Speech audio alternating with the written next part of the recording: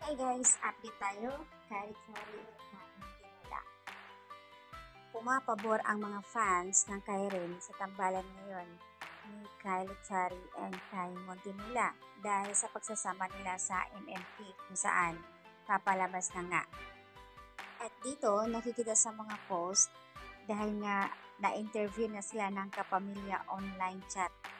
Karamihan sa mga Kairin fans pumapabor naman dito ang ayon sa kanila malakas din ang chemistry. Dahil si Jared baka mapupunta kay kulit ng tuluyan kung iba ang ipapartner ni Kai sa mga artista.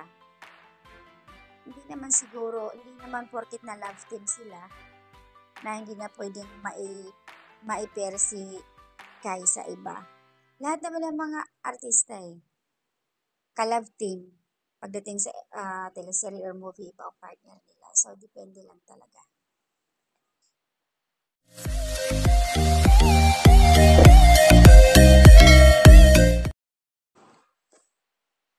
May nagbigay komento, sa totoo lang, bagay din sila ni Kyle at ni Kai.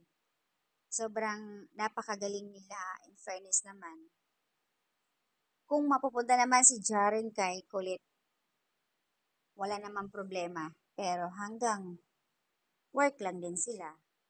Kasi nga, di naman pwede pipigilan ni Kai si Jaren kung mapunta sa team ni Kulit.